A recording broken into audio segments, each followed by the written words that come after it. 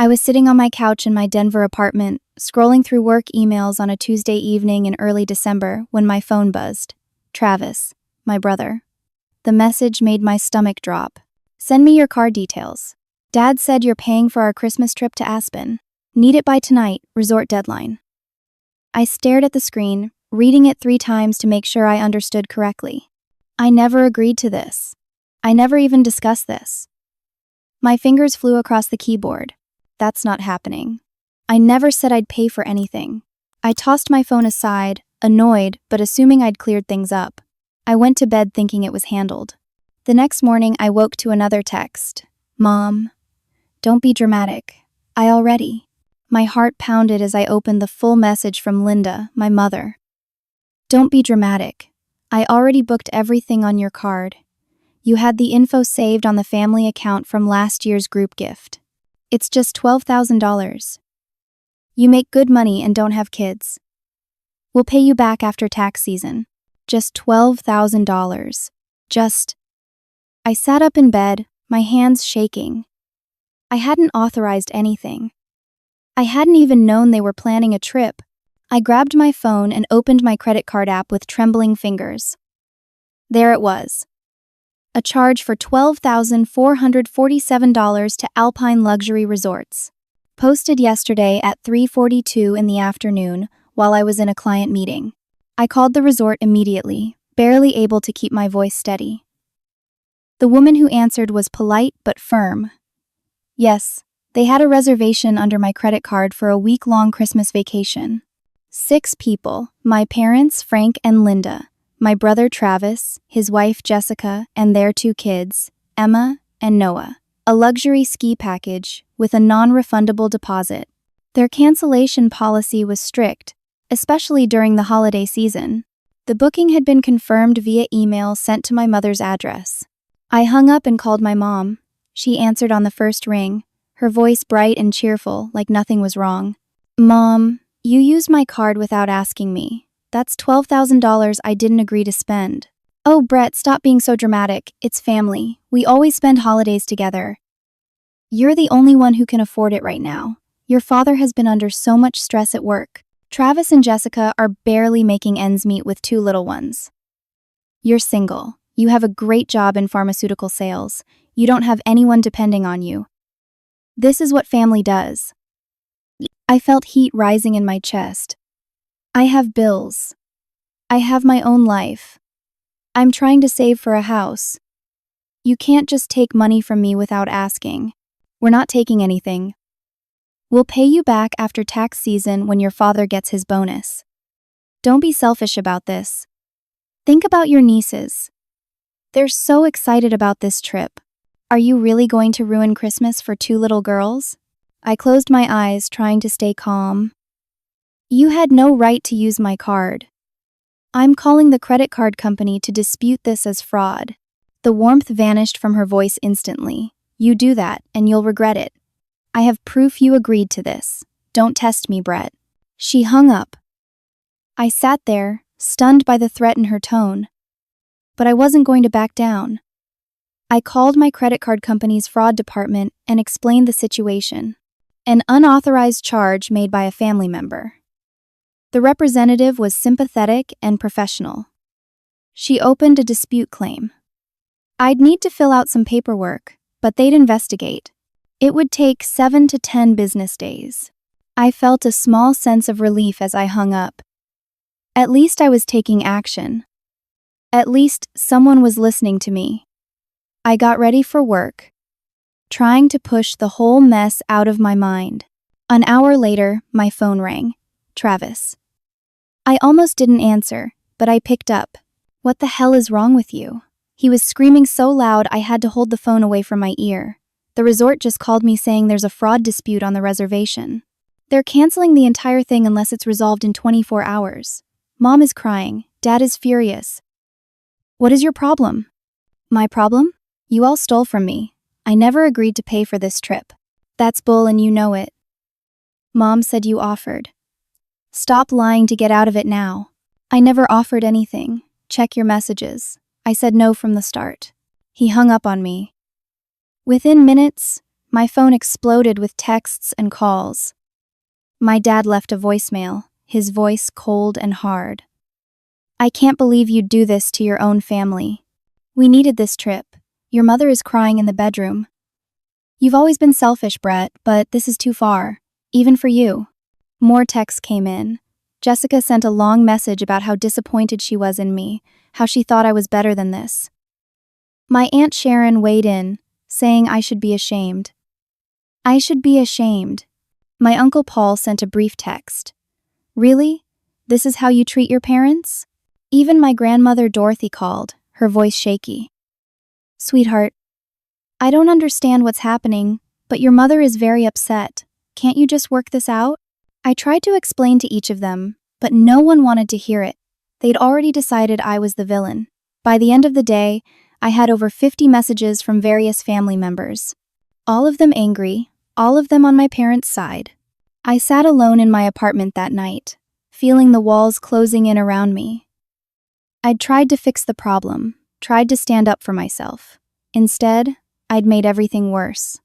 The entire family was united against me, and I had no idea how to make them understand the truth. I barely slept that night. Every time I closed my eyes, my phone would buzz with another message calling me selfish, ungrateful, cruel. Extended family members I hadn't spoken to in years suddenly had opinions about my character. My cousin Rachel sent a paragraph about family loyalty. My second cousin Tyler posted something vague on social media about people who abandon their families during the holidays. The next morning, I got the call I'd been dreading. My credit card company's fraud investigation department. The representative's voice was apologetic but firm. They'd reviewed my dispute claim. The merchant had provided substantial evidence that I'd authorized the transaction. "What evidence?" I asked, my voice rising. "I never authorized anything." She listed it off. Email correspondence between my mother and the resort, using an email address with my name in it. Text message screenshots showing me agreeing to pay for the trip. A scanned authorization form with my signature giving permission to charge my card. I felt sick. That's impossible. I never sent those emails. That's not my email address. I never signed anything. The representative was sympathetic, but the decision was final. The evidence was substantial and met their requirements. The dispute was being closed in the merchant's favor. I was responsible for the $12,447 charge, plus the interest and late fees that had already started accumulating.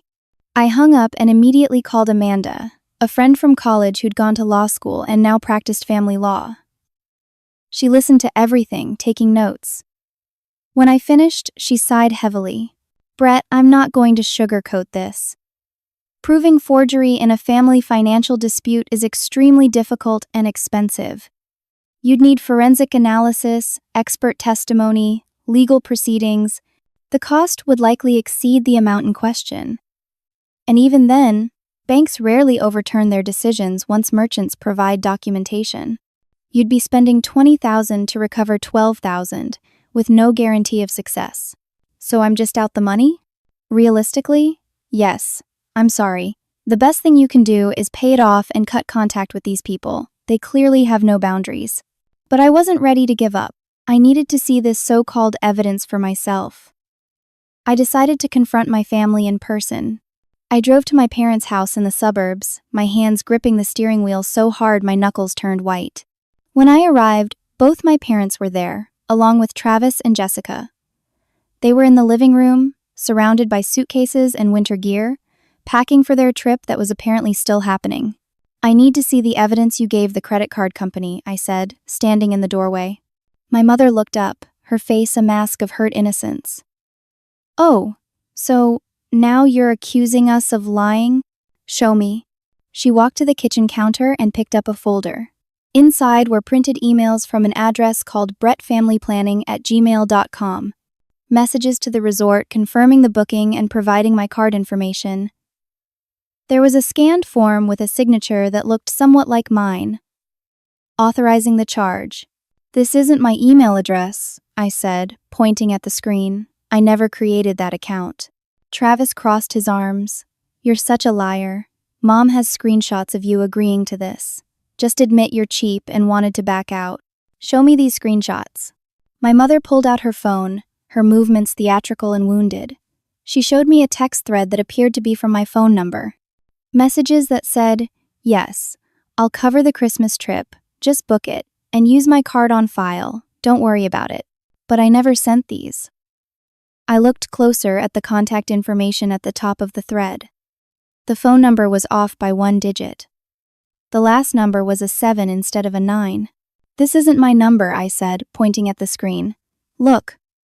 You created a fake contact and sent these to yourself." Travis stepped forward, his face red. "You probably deleted the real texts. Stop trying to weasel out of this."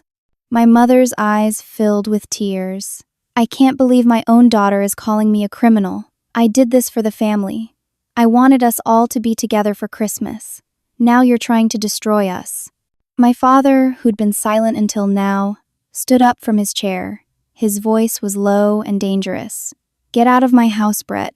You've done enough damage. We don't want to see you right now." Jessica, standing behind Travis, added her own jab. "Have fun being alone forever. No wonder you don't have a family of your own. Who would want to be around someone so selfish?" The words hit me like a physical blow. I looked around the room at these people I'd known my entire life. My parents. My brother. They were all staring at me like I was a stranger. Like I was the problem. I walked out without another word, got in my car, and drove away. Only when I was 3 blocks away did I pull over and let myself cry. They hadn't just stolen from me. They'd framed me, manufactured evidence, and turned everyone against me. And they'd done it so well that I looked like the liar when I tried to expose the truth. I had no idea how to fight back against this. I was drowning. And every attempt to swim to the surface just pulled me deeper under. I tried to move on. I went back to work, threw myself into my sales calls, tried to pretend my family drama wasn't consuming my every thought. I decided to accept the financial loss and cut contact with all of them. It would hurt, but at least I'd have peace. 2 days later, my coworker Samantha pulled me aside in the break room. Her face was filled with concern. "I saw your brother's post on social media," she said quietly. "I'm so sorry you're going through that." My stomach dropped. "What post?" She pulled out her phone and showed me. Travis had written a long, detailed Facebook post. It was set to public, not friends only. The post told a story about his sister, me, who had promised to pay for a family Christmas vacation, then backed out at the last minute by claiming fraud and nearly canceling the trip for his 2 young daughters. The post was a masterpiece of manipulation. It painted me as wealthy and heartless, him and Jessica as struggling young parents just trying to give their kids a magical Christmas. It claimed I'd promised their dying grandmother, Dorothy, who was actually perfectly healthy, that I'd bring the family together for one last holiday. There were photos, pictures of Emma and Noah, Travis's kids, looking sad. The caption read, "Explaining to them why Aunt Brett doesn't love them anymore." The post had been shared over 300 times. Family, friends, friends of friends. The comments were brutal, people calling me awful names. Strangers who'd never met me saying I was a disgrace. Someone had even found my LinkedIn profile and left a comment there about my character. I felt my face burning with humiliation. I worked in pharmaceutical sales. Personal reputation mattered in my field. I had clients who were mutual friends with family members who would see this. My professional network was seeing this. I sat down at my desk and tried to write a response. But anything I said would look defensive. I'd sound petty. Or like I was making excuses. How do you defend yourself against a well-crafted lie without looking worse? I reported the post to Facebook for harassment. 2 days later, I got a response. The post didn't violate their community standards. It would remain up. At work, things got worse quickly. My boss, Martin, called me into his office. He was uncomfortable, shifting papers around on his desk without looking at me. "Brett, I received a call this morning from Dr. Harrison." My heart sank. Dr. Harrison was one of my biggest clients. He represented about 30% of my annual commission, $50,000 or more of my income came from his network of medical practices. He saw some social media posts about a family situation, Martin continued. He's concerned about the optics. He's asking to pause your business relationship until things are resolved. I felt the room spinning. Martin, those posts are lies. My family is trying to manipulate me into paying for a vacation I never agreed to. They're making up stories. I believe you, he said, but his tone suggested otherwise. But Dr. Harrison is a family-oriented physician. He works with a lot of pediatric patients. This kind of drama, true or not, makes him uncomfortable. He needs to work with people he trusts. Can I call him? Explain what's really happening? Martin hesitated. You can try, but I'd be careful about how you approach it. We don't want to lose his business entirely. I called Dr. Harrison that afternoon. He answered, but his voice was cold and clipped. Dr. Harrison, I want to explain what's really going on with my family situation. Brett, I don't get involved in family drama. I saw the post from your brother. It said you made a promise to your family and broke it. That concerns me from a professional standpoint. I need to work with sales representatives who keep their word and have integrity. But they're lying. They used my credit card without permission. They forged documents. I have proof. That's between you and your family. I think it's best if we take a break from our business relationship until you get your personal life sorted out. I'll reach out when I'm ready to reconnect. He hung up before I could say anything else. I sat at my desk, staring at my computer screen, feeling everything I'd worked for slipping away. Over the next few days, 2 other clients mentioned seeing the post. They didn't drop me outright, but their tone changed. They became distant, less trusting. My commission pipeline was drying up. I needed to do something drastic. I called Amanda and asked her to help me draft a cease and desist letter. If I threatened legal action, maybe my family would back down. Maybe they'd take down the post and tell the truth. Amanda drafted a formal letter accusing them of defamation, fraud, and identity theft. We sent it via certified mail to both my parents and Travis. I felt a small sense of power returning. I was fighting back. 48 hours later, I was at work when the receptionist called my desk. Brett, there's someone here to see you. He says he has documents for you. I walked to the lobby. A man in a polo shirt and khakis handed me a manila envelope. You've been served. He turned and left before I could respond. My hands shook as I opened the envelope. Several coworkers had gathered, curious about what was happening. I pulled out the papers and felt the world tilt beneath me. Travis and Linda were suing me. They claimed I owed them $15,000 for loans they'd given me over the years. The lawsuit detailed 3 separate loans. $5,000 in 2019 for a medical emergency, $7,000 in 2021 for a car repair, $3,000 in 2022 for credit card debt. None of it was true. I'd never borrowed money from them. But attached to the lawsuit were loan agreements, signed promissory notes, all with my forged signature. The documents looked official, professional, convincing. The suit also claimed I was now harassing them with false legal threats and causing emotional distress. They were seeking repayment of the $15,000 plus damages. I stood in the lobby, surrounded by coworkers, holding papers that made me look like a deadbeat who borrowed money from her family and refused to pay it back. The humiliation was complete and total. Samantha touched my arm gently. Are you okay? I wasn't okay at all. My family hadn't just stolen from me and lied about me. They'd created an entire false narrative, complete with forged documents, and were now using the legal system to destroy me. Every move I made to defend myself gave them more ammunition to attack me with. I drove home that day in a daze. I'd lost a major client. I was being sued by my own family. My reputation was in shambles, and I had no idea how to make it stop.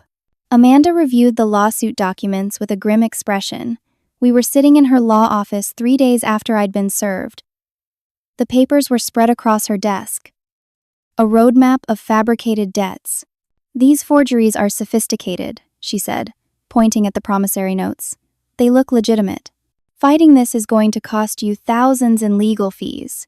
and it could take 6 months or more to get through court. I felt tears welling up. I already spent the $12,000 on the vacation charge. I can't afford a long legal battle. I know, but if we don't fight it, they get a default judgment. Then they can garnish your wages or put liens on your property. I don't even have property. I rent. Then they'll garnish your wages, 25% of each paycheck until the debt is paid. I put my head in my hands.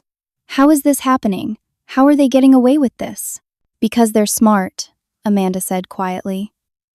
They've created a paper trail. They've established a narrative. And family fraud cases are notoriously difficult to prosecute because courts assume family members wouldn't do this to each other. I spent the next week gathering evidence. I pulled my bank records from 2019, 2021, and 2022. None of them showed any large deposits from my parents. No $5,000 influx, no $7,000, no $3,000. My bank statements proved I'd never received the money they claimed to have loaned me. Amanda looked them over. This helps, but it's not definitive. They can claim they gave you cash. Without witnesses or written communications at the time of the alleged loans, it's your word against theirs. What about the forged signatures? We'd need a forensic document examiner. That's another few $1,000s. I was hemorrhaging money I didn't have. My credit card bill was overdue now.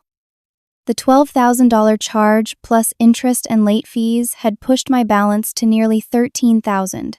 I was paying the minimum and watching the interest pile up. Then my landlord called. George owned the small apartment building where I lived. He was usually laid back and reasonable, but his tone was different this time. Brett, I saw the lawsuit. It's public record. I'm concerned about having a tenant with ongoing legal issues. Your lease is up for renewal next month. I've decided not to renew. I need stable, drama-free tenants. I felt panic rising. George, this lawsuit is fake. My family is lying about these loans. I'm sure it'll work out, but I can't have this kind of thing going on in my building. You've got 30 days to find a new place. 30 days. I had to find an apartment while dealing with a lawsuit, damaged credit, and a professional reputation in tatters. At work, Martin called me into his office again. His face was serious, and I knew before he spoke that it was bad news. Brett, I have to put you on administrative leave while your legal issues are pending. It's company policy. We can't have sales representatives with active lawsuits involving fraud allegations meeting with clients. I'm not committing fraud. I'm being framed by my family. I understand that, and I believe you, but until it's resolved, I have to follow policy. You'll still be employed, but you won't be working or earning commission. Your base salary continues, but that's it.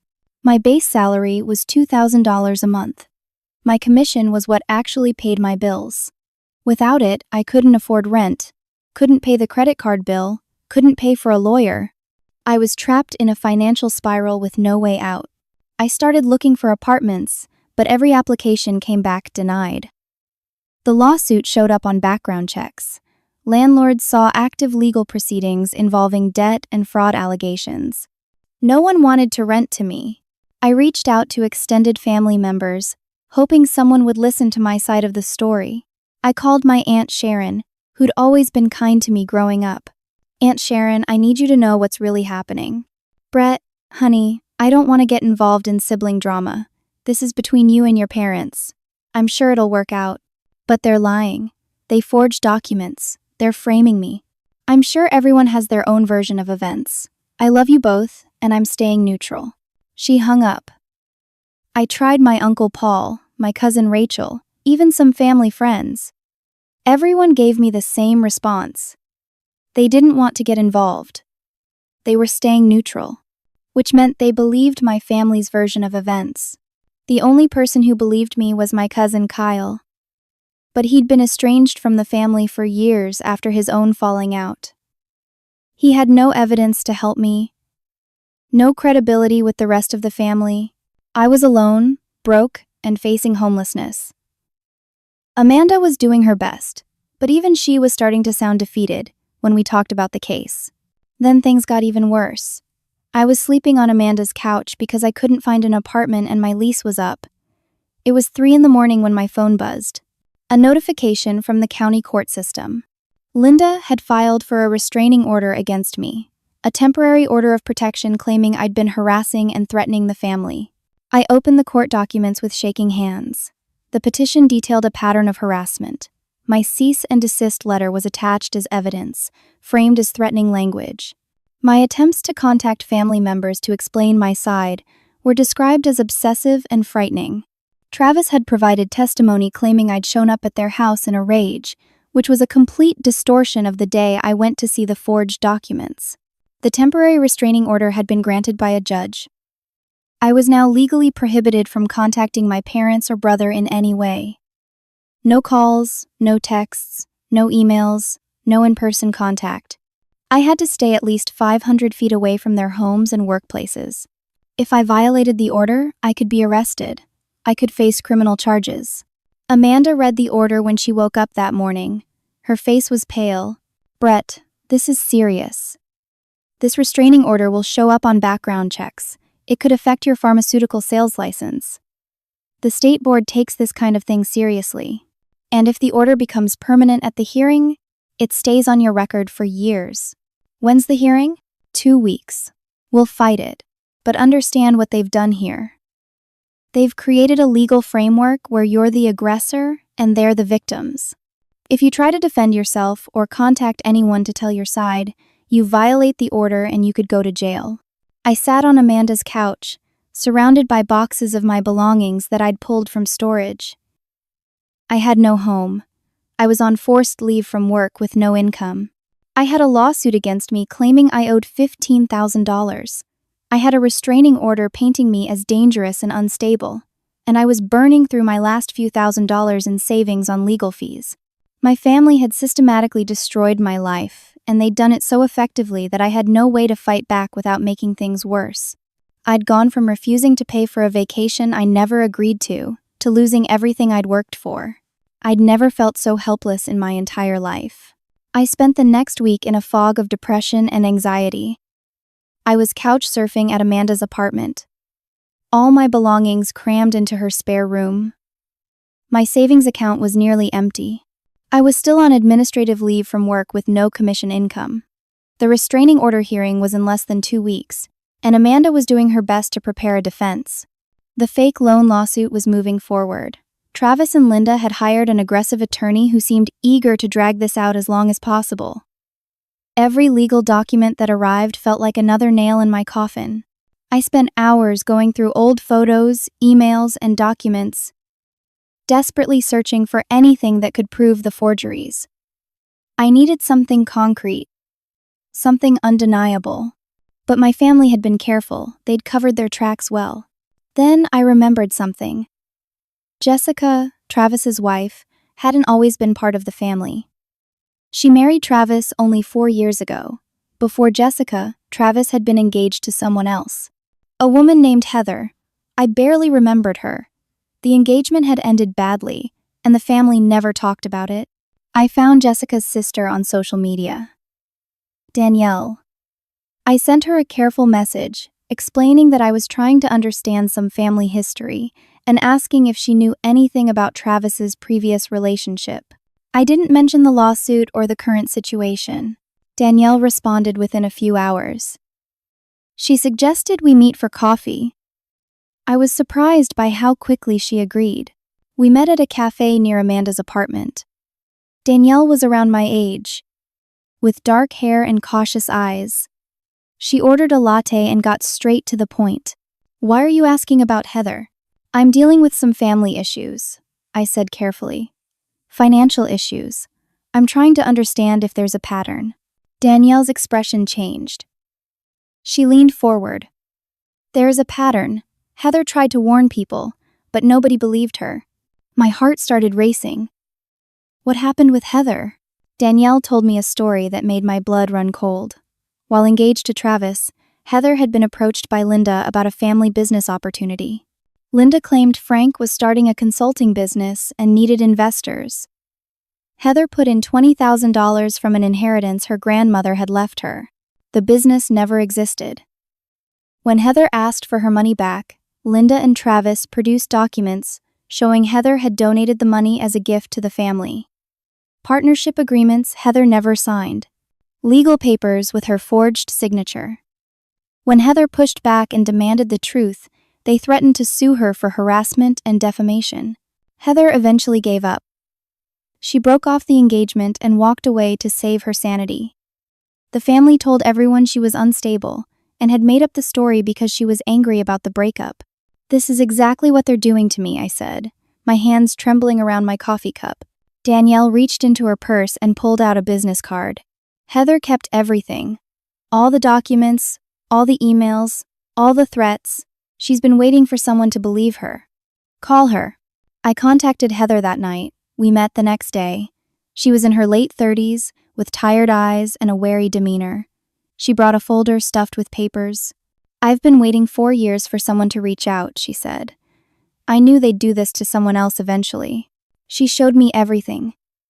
Fake business plans, forged partnership agreements, threatening emails from Linda, text messages from Travis, calling her crazy, and demanding she stop telling lies about his mother. The pattern was identical to what they were doing to me. The same tactics, the same manipulation, the same manufactured evidence. Amanda reviewed Heather's documents carefully. "This is good," she said. "It shows a pattern of behavior, but it's still not enough for criminal charges. The court will see these as separate incidents. We need more victims or more concrete proof of systematic fraud." I thought about who else might have been targeted. Then I remembered my Uncle Paul. He'd had a falling out with the family years ago, something about money. I'd been young at the time and hadn't paid attention to the details. I reached out to Paul carefully, explaining that I was dealing with a similar situation. He agreed to talk. Paul told me that in 2015, Linda and Frank had asked to borrow $30,000 for medical bills. Frank had supposedly needed surgery. Paul had given them the money based on promissory notes they'd signed. They never paid him back. When Paul asked for repayment, they claimed the notes had been forgiven gifts because Paul had plenty of money and they were family. When he pushed back, they cut him off completely. The family took Linda and Frank's side. Paul eventually let it go to keep the peace. "Do you still have the promissory notes?" I asked. He did. He gave me copies. Now I had evidence of 3 victims. 3 separate instances of my family borrowing or taking money under false pretenses, then using forged documents or manipulation to avoid repayment. Amanda reviewed everything again. Her expression was more hopeful. "This is a pattern. If we can get all 3 of you to testify, we might be able to build a case for systematic fraud. It'll help with your lawsuit defense. But Brett, this is going to blow your family apart. If you go forward with this, there's no coming back from it." "They already blew it apart," I said. "I'm just defending myself." We started preparing our defense for both the restraining order hearing and the loan lawsuit. Amanda filed motions to compel discovery, demanding to see all evidence of the alleged loans. We scheduled Heather and Paul as potential witnesses. For the first time in weeks, I felt a spark of hope. I wasn't alone. I had proof this was bigger than me. Maybe, just maybe, I could win this. Then Amanda called me one evening, her voice tight with stress. "Brett, we have a problem. A big one." She explained that Linda had filed a police report. She was claiming that I'd forged 3 checks from their checking account last month, during the time I'd gone to their house to confront them about the vacation charge. The checks totaled $8,000, made out to me, with forged versions of Linda's signature. The checks had bounced because there weren't sufficient funds in the account. Now Linda was claiming I'd tried to steal from them. "Detective Morris from the Fraud Division wants to talk to you," Amanda said. "This isn't civil anymore, Brett, this is criminal. If they can make these charges stick, you're facing potential jail time." I felt like I'd been punched in the stomach. But I didn't forge any checks. I've never even had access to their checkbook. "I know, but we have to prove that. And right now, Linda has filed a police report with bounced checks as evidence." Then I remembered. Years ago, when I was in college and living at home during summers, I'd had a checking account at the same bank as my parents. They'd kept spare checks in the home office. My mother must have kept some of my old blank checks from that account. She's framing me, I said, my voice hollow. She wrote those checks herself and made them look like forgeries. She's trying to put me in prison. We need to meet with Detective Morris and explain everything. Bring all your documentation. Bring Heather and Paul's information. We need to show him this is part of a bigger pattern. But as I sat in Amanda's apartment that night, looking at the police report, I realized something terrible. My family wasn't just trying to win. They weren't just trying to get money from me. They were trying to completely and utterly destroy me. They wanted me unemployed, homeless, bankrupt, and potentially imprisoned. And they were winning. Detective Morris agreed to meet with me at the police station. He was in his 50s, with gray hair and sharp eyes that seemed to miss nothing. Amanda sat beside me as I explained the entire situation from the beginning. The vacation charge, the forged loan documents, the pattern with Heather and Paul, the checks I supposedly forged. He listened without interrupting, taking notes. When I finished, he sat back in his chair. "This is quite a story," he said. His tone was neutral, impossible to read. "It's the truth," I said. "My mother has been systematically targeting family members for years. I can prove it." I showed him everything. Heather's documents, Paul's promissory notes, my bank records showing no deposits from the alleged loans, the timeline of events, the fake email account, the manufactured text messages. Detective Morris reviewed it all carefully. He asked pointed questions about dates, about specific transactions, about my relationship with each family member. He was thorough and professional, but I couldn't tell if he believed me. "I'm going to investigate this thoroughly," he said finally. "In the meantime, you're not to leave the state, and I'll need you to surrender your passport if you have one." My heart sank. I gave him my passport. I was now essentially under informal house arrest, unable to work, unable to leave Colorado, my entire life on hold while he investigated. At home, Amanda delivered more bad news. "Your pharmaceutical sales license is under review. The state board has been notified of the criminal investigation. They're suspending your license pending the outcome." I'd officially lost my job, not just administrative leave. My actual ability to work in my field was gone. I was drowning in legal fees, facing criminal charges, and had no income. Amanda suggested hiring a forensic document examiner to analyze all the forgeries. The loan documents, the credit card authorization, the checks. If we could prove they were all forged by the same person, it would support my case. I used the last of my savings to hire Richard Palmer, a former FBI forensics specialist. He was expensive, but Amanda said he was the best, and his testimony would be credible in court. Richard spent 3 days analyzing everything. When he came back with his report, his findings were damning to my family. "All the signatures are forgeries, executed by the same hand," he explained, showing me his analysis. The digital timestamps on the fake email accounts show they were created retroactively using backdated settings. The text message screenshots were generated using fake text generator applications available online. The checks show clear signs of having been written recently, with deliberately shaky handwriting meant to mimic forgery. This was scientific proof. Court-admissible evidence. For the first time in months, I felt real hope, but we still had to connect it definitively to Linda. I reviewed all the documents again, looking for any mistake she might have made. Then I noticed something. The loan documents and the vacation authorization form had both been scanned on the same device. I could see it in the metadata when Richard examined them digitally. Both files showed the same scanner serial number. I recognized that serial number. It was the scanner in my father's home office, the one I'd used years ago when I lived at home. That scanner had a specific quirk where it left a faint watermark of its serial number on every document it scanned. "This connects all the forgeries to your parents' home," Richard said. "This is solid evidence." But I needed more. I needed my father to do the right thing. Despite everything, I believed Frank knew this was wrong. He'd been quieter than Linda throughout all of this, less aggressive. He'd left fewer threatening messages. I took a huge risk. Despite the restraining order, I wrote my father a letter. I couldn't contact him directly, but I could have Amanda send it as part of the legal case. In the letter, I laid out everything. I told him I knew about Heather, about Paul, about the pattern. I begged him to do the right thing before this destroyed everyone. I explained that I had forensic evidence now, that the truth would come out eventually, that he had a choice to make about what kind of person he wanted to be. Days passed with no response. My restraining order hearing was the next day.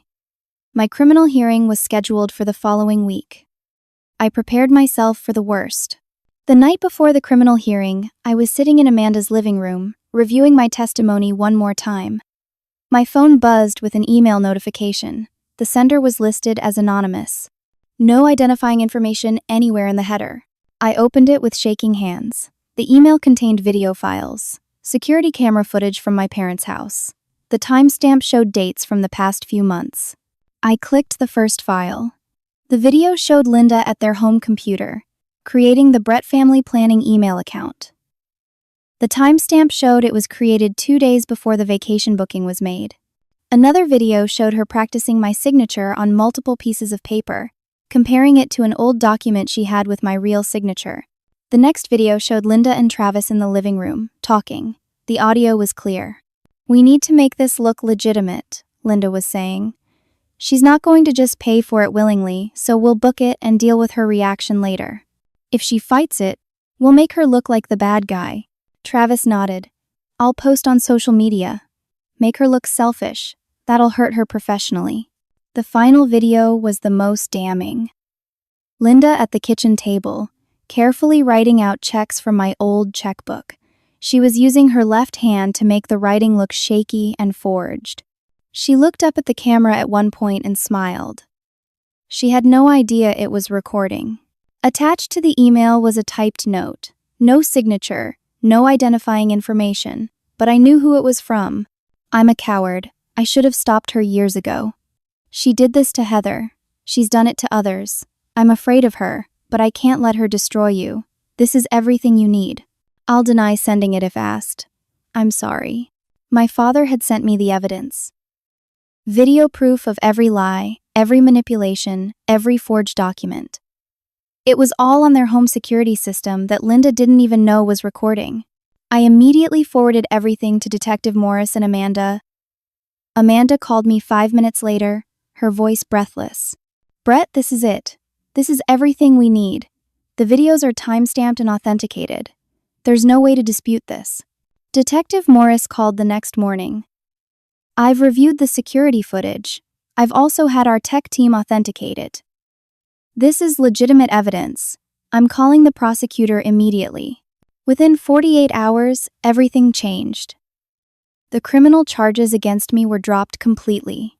Detective Morris opened an investigation into Linda for fraud, forgery, identity theft, and filing a false police report.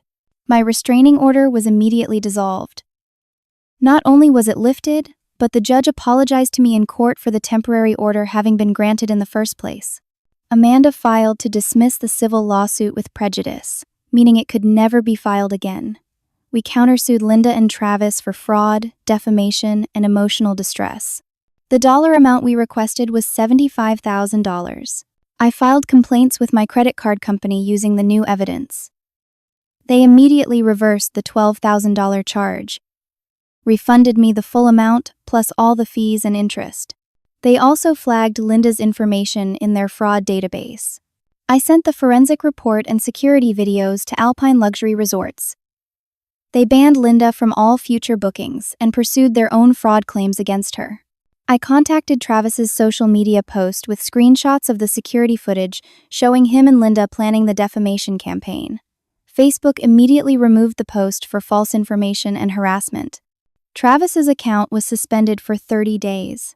I sent everything to Dr. Harrison, along with the prosecutor's official statement clearing me of all charges. I included Richard Palmer's forensic report and Detective Morris's findings. Dr. Harrison called me personally. "Brett, I owe you an enormous apology. I should have listened to your side before making assumptions. I'd like to reinstate our business relationship immediately. In fact, I'd like to increase our contract. You showed integrity throughout this entire situation, even when everything was stacked against you. My employer reviewed the case. Martin called me into his office, his face apologetic. Brett, we're immediately reinstating you with full back pay for the time you were on administrative leave. We're also restoring your sales license. I'm sorry we didn't stand by you more firmly. Within 2 weeks, I'd found a new apartment, a better one, in a nicer neighborhood. My credit had been restored. My professional reputation was not only repaired but enhanced. Clients who'd heard about the situation now saw me as someone who'd stood up to false accusations with grace and determination. The legal case moved quickly once the evidence was out in the open. Linda's attorney took one look at the security footage and the forensic reports and withdrew from the case. No lawyer wanted to defend someone with video evidence of them committing fraud. Linda and Travis were forced to settle. The judge made it clear that if they didn't settle, they'd face much harsher penalties in a trial. They agreed to pay me $45,000. That covered the original vacation charge, all my attorney fees, the money I'd spent on Richard Palmer, and additional damages for the defamation and emotional distress. The payment came in 3 installments. Linda had to liquidate some retirement accounts to cover it. Travis had to take out a loan. Good, Amanda said when the final check cleared. Let them feel the financial pain they tried to inflict on you. Linda faced criminal charges for the false police report and the check fraud. She couldn't avoid those. She was convicted of misdemeanor fraud and filing a false report. The judge sentenced her to 2 years of probation, 200 hours of community service, and mandatory counseling for her behavior. Travis had to issue a public retraction on social media.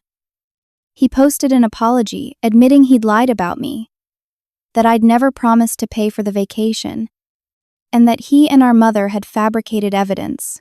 The post had to stay up for 90 days. Several of his friends commented saying they'd known something was off about his original story. The extended family learned the truth. Some of them reached out with apologies. My Aunt Sharon called, crying, saying she should have listened to me. My grandmother Dorothy sent flowers and a long letter about how disappointed she was in Linda's behavior. Some family relationships were repairable, others weren't. I realized I didn't owe anyone forgiveness just because they were related to me. I got to choose who stayed in my life. Heather got closure. With my evidence added to hers, she filed her own lawsuit against Linda and Frank for the $20,000 they'd stolen from her. They had to settle that one too.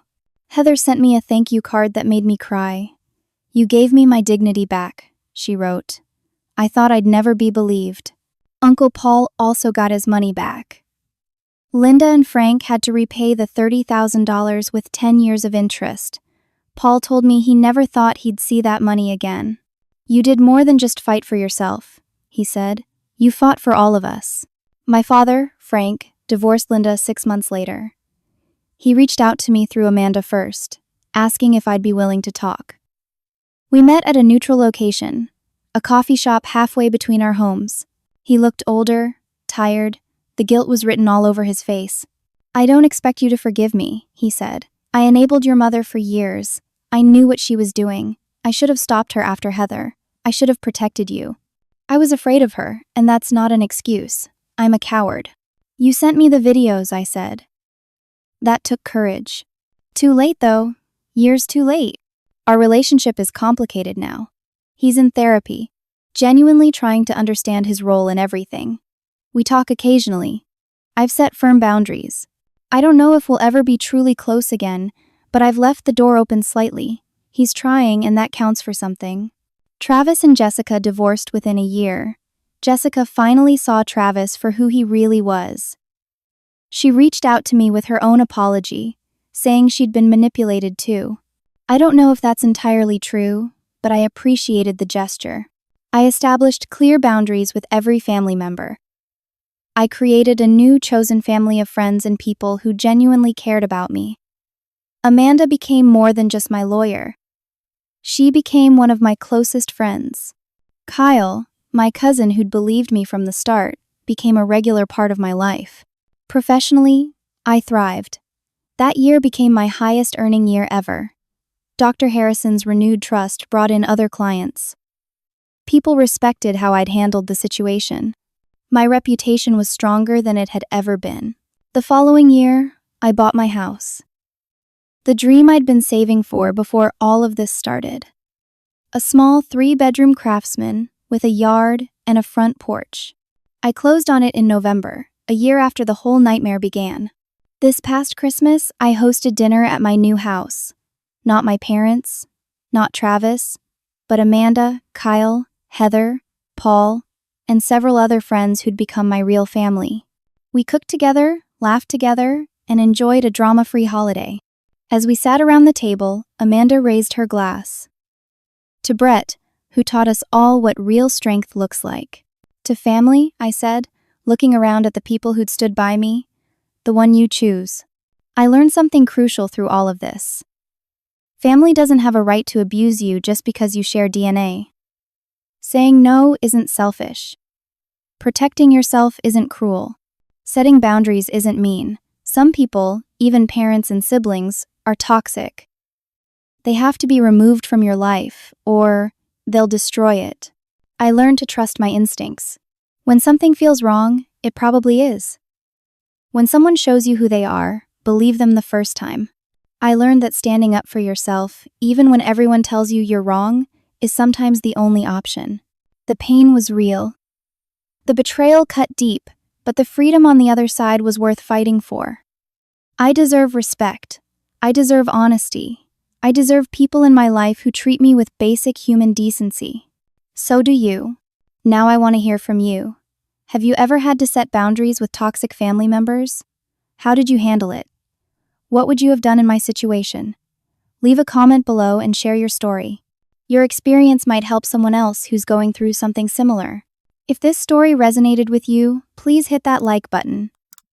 It helps more people find these stories and realize they're not alone in their struggles. Subscribe to the channel for more real-life stories about overcoming family drama, workplace injustice, and toxic relationships. And please share this video with anyone who might need to hear it. Sometimes people need to know that standing up for themselves is not only okay, it's necessary. Thank you so much for listening to my story. I hope it reminded you that you're stronger than you think, that you deserve better than mistreatment, and that choosing peace over toxic relationships is always the right choice. Take care of yourselves, set those boundaries, and remember that your worth isn't determined by people who refuse to see it. Until next time, stay strong.